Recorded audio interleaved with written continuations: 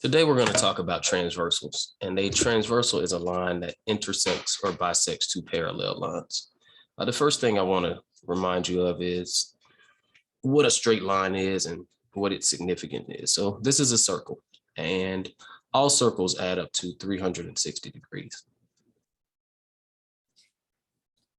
Well, if I wanted to take a circle and cut it in half, what I have to use is a straight line. And that may not be exact, but to the best of our ability, that's the circle cut in half. And that lets me know once I use a straight line, I have divided the circle into two equal parts. That means this top part is 180 and this bottom part is 180. Well, what that really lets me know is when I focus on this part, this straight line, and all straight lines are equal to 180 degrees. So anytime I have a straight line, I need to know that the measure of a straight line or straight angle is 180.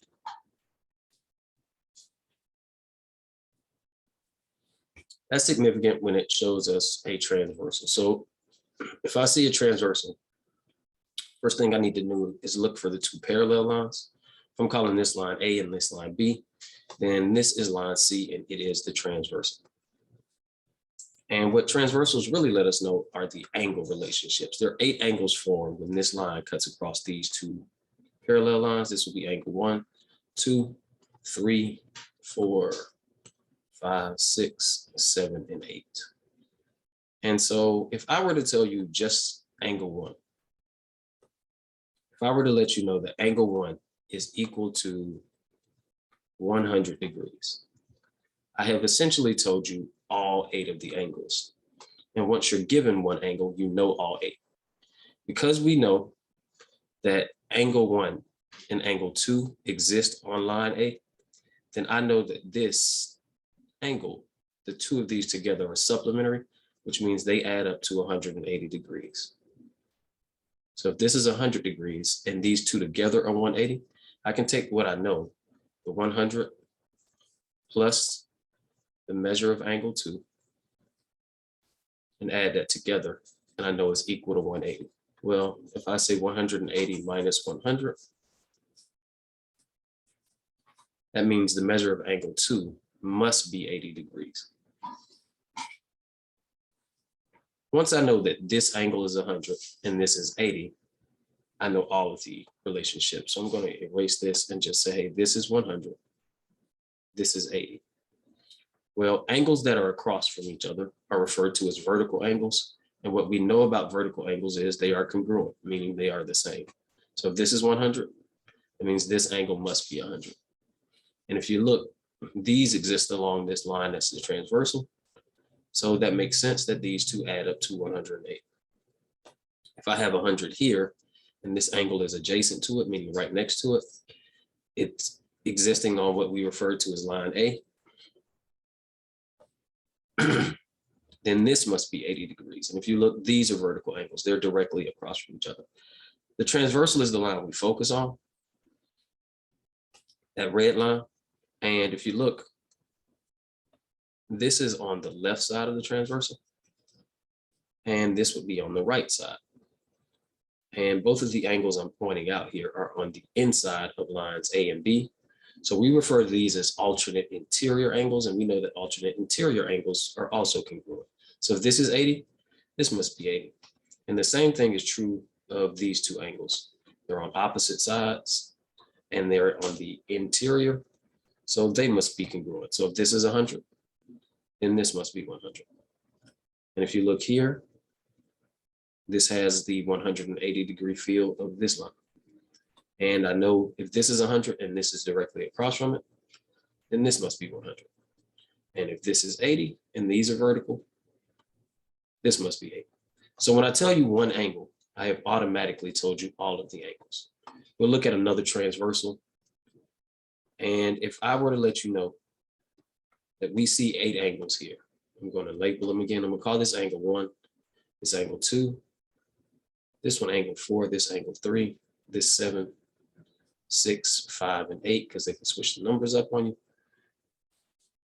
If I automatically tell you that angle 1 is 40 degrees, I've automatically told you all of the angles. I'm going to pause the video here and you take a second to see if you can understand what the other angles are. See if you can fill in the blanks there. If I know that this is 40 degrees and I know it's on this straight line, then I know the straight line adds up to 180. I take what I know, the 40 plus angle 2, the measure of angle 2 is equal to 180. So I ask myself, how do I solve this? I subtract 40 on both sides. 40 minus 40 cancels out. I have 180 minus 40. So measure of angle 2 is 140. So inside of here, angle 2 should be 140 degrees. What does that let me know? If this is 40 and this is 140, and I should know all of the angle measures here. I know this one's 40 degrees and this was 140. That means everything that is an obtuse angle will be 140 degrees, and everything that is an acute angle here will be 40 degrees. So I should be able to fill in the blanks. So if this is 140, the one that's right across from it is 140 degrees. If this is 40, then this is 40. If these look this way in the bottom, these angles here are referred to as corresponding because they're in the same position. So if this is 40 degrees, if you notice it's to the left of the transversal and above a parallel line, this is in the same position. So this must be 40 degrees. And the angle across from it is a vertical angle. So this is 40. These are supplements. So these are 140 apiece. We're going to do one more. I'm just going to give you one of the angles. If I tell you that this angle is 60 degrees, you should be able to define the rest of these angles. What I want you to do is tell me angle 1. This is angle 2. Call this angle 3, 4, 5, 6, 7, and 8. I'm going to pause the video and then you should be able to fill in the blanks. We look at all 8 angles and we know that the measure of angle 2 is 60. So I'm going to erase the numbers for these. I know that this one's 60 and I know that together these add up to 180. That means 60 plus some angle here must be 180. So if I take 180 and subtract it from 60, that would leave me with 120. So that means this angle is 120. This is 120. And every obtuse angle here is going to be 120 degrees.